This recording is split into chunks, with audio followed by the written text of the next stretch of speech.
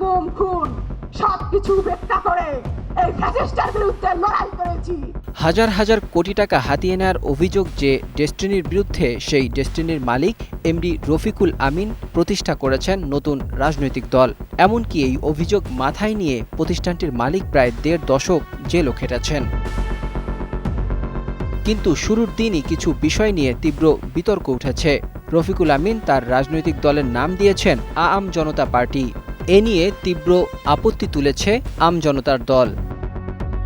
আম জনতার দলের সদস্য সচিব তারেক রহমান বলেন, বাংলাদেশ আম জনতা পার্টির নামকরণ নিয়ে ইসিতে প্রতিবাদ জানিয়েছে আম জনতার দল। কালো টাকার রাজনীতি করা ডেস্টিনির মালিক কিভাবে দল গঠন করে?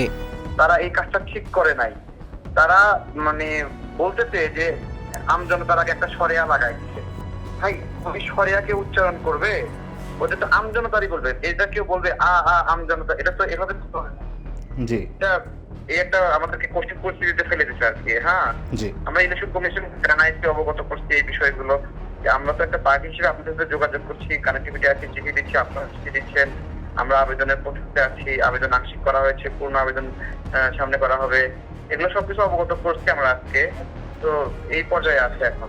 এটা ইসি তো ছিল না, তাদের সাথে আমরা ফোনে ফোনে কথা বলছি, তারা আমাদেরকে পরামর্শ দিচ্ছে এই তথ্যগুলো দেওয়ার জন্য, যে তারা এই যে দল এইভাবে গঠন করলো, কনফিডেন্স এনভায়রনমেন্ট তৈরি করলো। সাধারণত যদি এরকম হয়, তখন এক ভাগের নাম তারেক, আরেক ভাগের নাম আপনার হলো আব্দুল রহিম, এভাবে দিয়ে দেয় সাধারণত। কিন্তু ও তো আমার দলের কেউ না যে আমার দলটা ভেঙে একটু পরিবর্তন করে ওর দলের নামে আগে লাগাই দেবে। এটা তো ঠিক না, সেটা আমাদের কেউ না।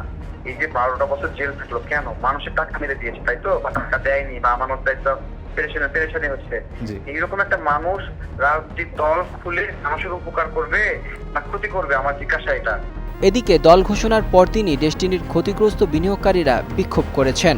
বৃহস্পতিবার ডেস্টিনির অর্থলুটেরা প্রতারক রফিকুল আমিনের নতুন রাজনৈতিক দল গঠনের প্রতিবাদ শীর্ষক এক বিক্ষোভে বিনিয়োগকারীরা পাওনা দ্রুত পরিশোধের পাশাপাশি রফিকুল আমিনের বিরুদ্ধে বিভিন্ন স্লোগান দেন তারা। বৃহস্পতিবার রাজধানীর একটি হোটেলে আম জনতা পার্টির আত্মপ্রকাশ ঘটে।